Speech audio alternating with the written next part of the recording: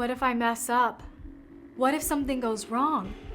What if I accidentally hurt my submissive?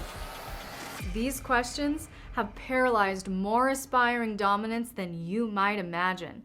Because it doesn't matter how much preparation or passion you bring to a BDSM scene, if your mind is stuck in a loop of self-doubt or shame, it will derail everything.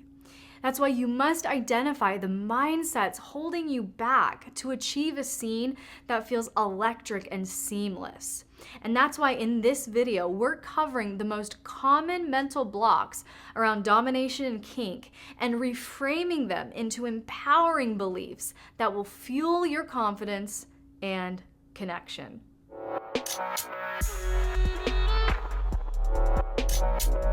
The first mental block is the fear of embarrassment, often rooted in the thought, what if I mess up and make a fool of myself? Not only is this concern normal, but it's completely justified. All right, I'm not gonna just sit here and tell you that you will never mess up or that it's impossible to make a fool out of yourself because your submissive will just be so goo-goo gaga enamored with you that they won't even notice. No, there's risk. There is risk of making mistakes. And the mistakes can impact the flow of the scene, but they don't have to. And that's why we covered the 6 steps of scene prep and planning in this series. Because the more prepared you are, the less margin of error you have, and the easier it will be to recover. For instance, let's say you drop a flogger while trying to hang it up. Instead of freezing, instead of panicking, you chuckle.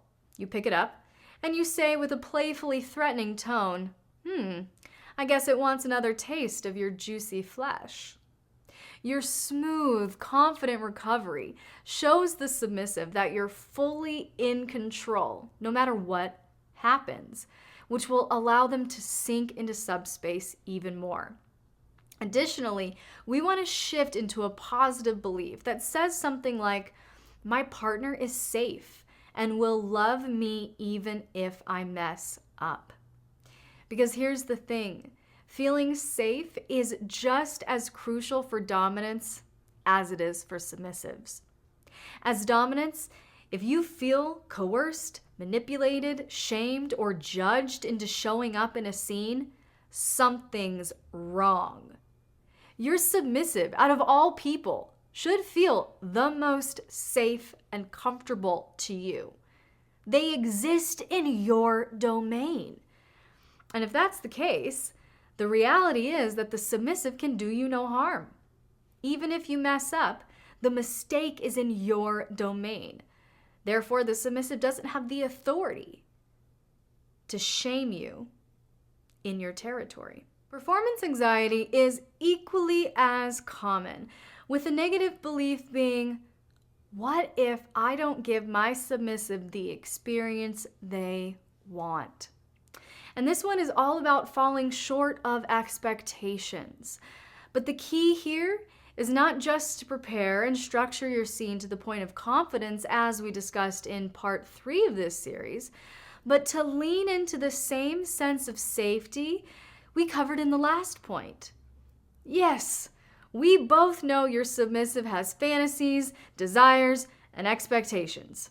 We both know you want to bliss them out and leave them a drooling, melted sub puddle. But let's go worst case scenario. What if this doesn't happen? What if, through no fault of your own, the submissive just can't get out of their head? They just can't let go to the point of reaching subspace. What will you do? What will you tell yourself? The positive reframe here could be, my partner cares about me and will value me even if I don't hit their fantasy level. If your submissive cares about you as a person and values you as a partner, a scene not going as deep or intense as they had in mind should be no big deal. They are perfectly capable of processing any feelings of disappointment, and I promise they will survive. A problem really only arises here if the dominant already perceives that the submissive views them as a kink dispenser. And that's kind of how you know there's already a problem in your dynamic, dominance. If you feel paralyzed with performance anxiety about how to please your submissive, what to do, how to make the experience perfect, something's off, big time. It's the submissive who should be preoccupied with being pleasing to you, not the other way around. But many dominants run into our next limiting belief simply due to uncertainty about subsequent actions in a scene or playtime, with the negative thought being, I just don't know what to do next. The fear of a stalled scene can crush spontaneity, but this is where preparation meets adaptability. By pre-planning your scene framework, as we discussed earlier in this series, you'll give yourself flexibility without being rigid. And that's why my new Sensational Scenes bundle is like having me right in the room with you to help you plan your next erotic adventure. This bundle includes my new BDSM scene planner, which walks you through the BDSM scene arc in detail, as well as 5 additional downloads, including my BDSM checklist with 300 kinky acts for you to rank and express your unique interest and experience levels, plus 5 full-length erotic stories to inspire your next scene. Just go over to patreon.com/LXErotica to download this bundle instantly. So for instance, if you find yourself momentarily stumped as to the next move, a simple act like running your hand over the submissive's body or whispering a question like, "Do you trust me to take this further?" can give you the little bit of time you need to think through your next move while still holding erotic energy for the submissive. Additionally, these erotic pauses can actually heighten the sense of connection and intimacy and make the submissive feel deeply held and intensely aroused. So rest assured in your positive reframe that I am prepared and I know how to move forward. A very common concern I hear from my dominant clients is, I don't know how to carry the energy and scene with my words. Especially for male dominants, the art of erotic communication can be overwhelming, if not completely daunting and disheartening.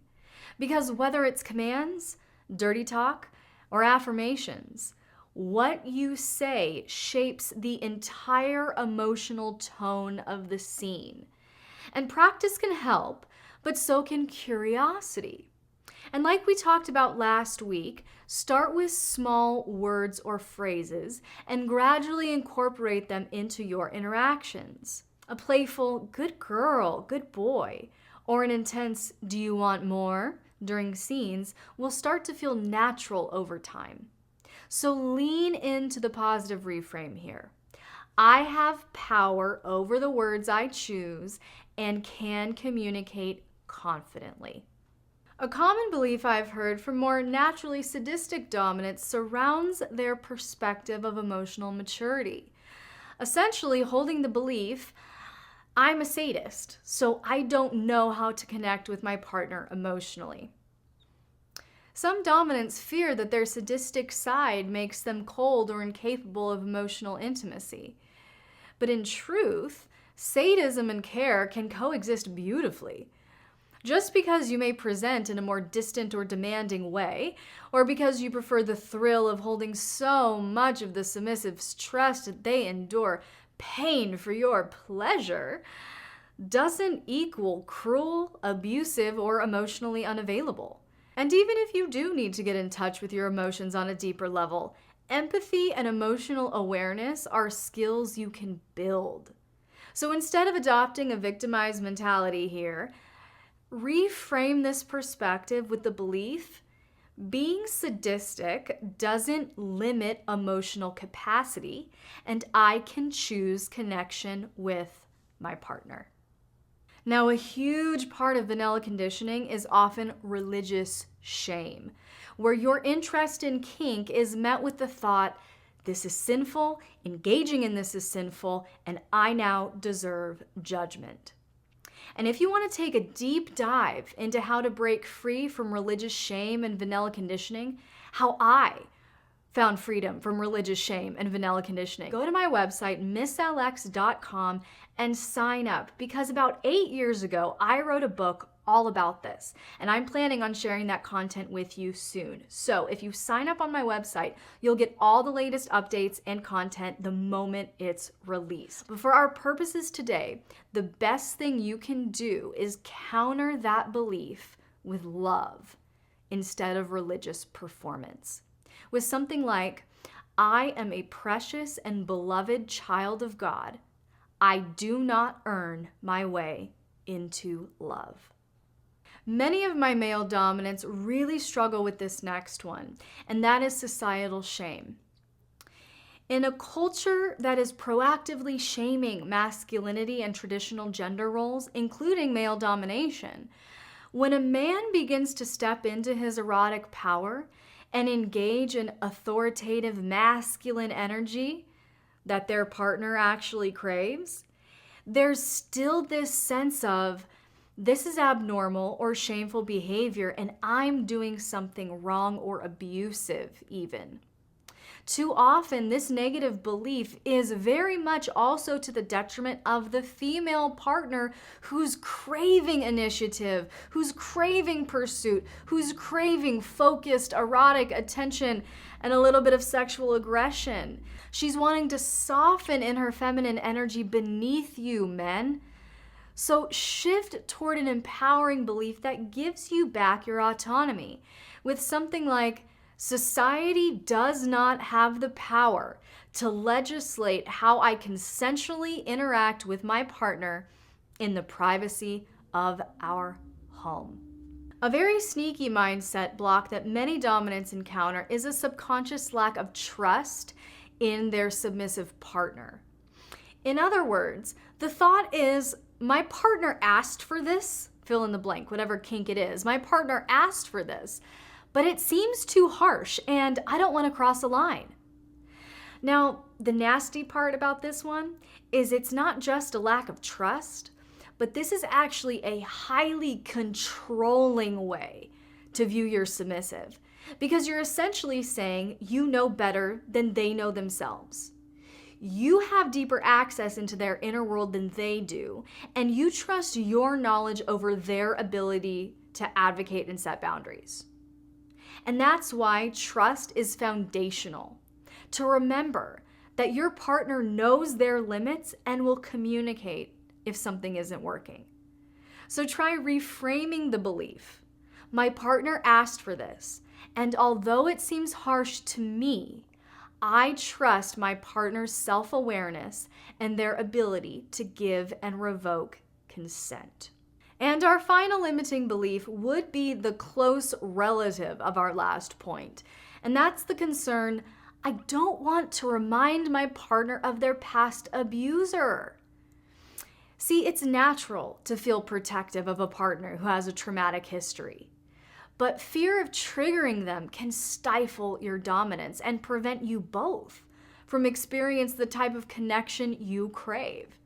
So trust your submissive's agency and resilience, and try shifting this belief with the thought, despite my partner's past abuse, they trust me enough to do this with me, and that is a great honor. Remember, if your submissive is trusting you with something that could potentially be triggering, that's one of the highest demonstrations of honor and trust they could show you. So take it as such, with pride, not paralyzed with panic over replicating abuse. These 9 mental blocks can feel overwhelming, but every single one is surmountable. By reframing negative beliefs into empowering truths, you'll not only improve your scene flow, you'll deepen your relationship with your partner, and most importantly, with yourself. So comment below and tell me, what mindset are you ready to let go of today?